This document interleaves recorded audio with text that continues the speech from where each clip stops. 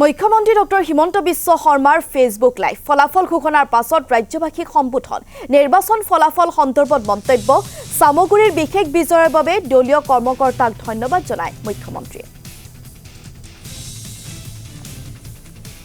নিৰ্বাচনলৈ এটা বছৰ থকা ৰাজ্যবিলাকত সাধাৰণতে শাসকীয় দলে 100% আসনত বিজয়ী নহয় যদিহে সেই প্ৰদেশখনৰ ৰাইজে পৰিৱৰ্তন বিচাৰে 4খন আসন আমাৰ আছিল বঙাইগাঁৱত অসম গণ পৰিষদ সিডলিত UPPL ধলাইত ভাৰতীয় জনতা পাৰ্টি বিহালীত ভাৰতীয় জনতা পাৰ্টি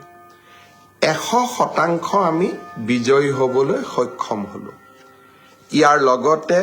অসমৰ ৰাইজে আমাক 100%ৰ ওপৰত এক প্ৰকাৰ এটা প্ৰিমিয়াম দিলে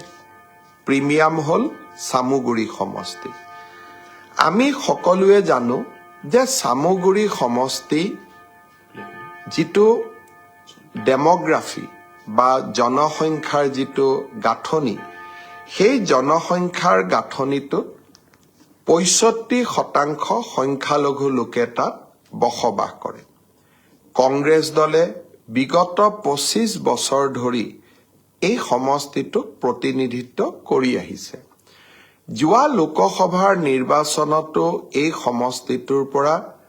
লোকসভাৰ সাংসদ হিচাপে প্ৰদ্যুৎ বৰদলৈ ডাঙৰীয়াই যথেষ্ট সংখ্যক ভোটত লিড ল'বলৈ সক্ষম হৈছিল সেয়েহে নিৰ্বাচনৰ প্ৰাৰম্ভণিতে মোক কোনোবা সাংবাদিকে সুধিলে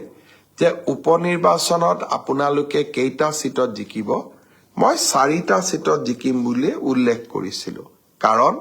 সামগুৰি সমষ্টি আমি জিকা সহসাধ্য নাছিলে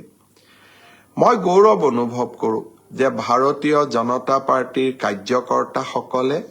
অক্লান্ত প্ৰচেষ্টাৰে সামগুৰি সমষ্টিত আমাৰ দলৰ প্ৰাৰ্থী দীপ্লু ৰঞ্জন শৰ্মাক বিপুল ভোটত বিজয়ী কৰে সামগুৰিৰ বিজয়ে অসমৰ ৰাজনীতিলৈ এটা বহু ডাঙৰ পৰিৱৰ্তন কঢ়িয়াই আনিব কংগ্ৰেছ দলৰ ৰাজনীতি আছিল এপিজমেন্ট অৰ্থাৎ কোনোবা এটা জনগোষ্ঠীৰ প্ৰতি বিশেষ মৰম আৰু তাৰ ফলত সংখ্যাগৰিষ্ঠ জনসাধাৰণক অৱমাননা ভাৰতীয় জনতা পাৰ্টিৰ নীতি হল appeasement to none, justice to all অৰ্থাৎ আমি সকলোকে ন্যায় প্ৰদান কৰিম কিন্তু কাকোই আমি ভোট বেংকৰ দৰে ব্যৱহাৰ নকৰো আৰু সেই ধৰণে অসমৰ সংখ্যালঘু জনতাৰ মাজত আমি সোমাবলৈ চেষ্টা কৰিছিলো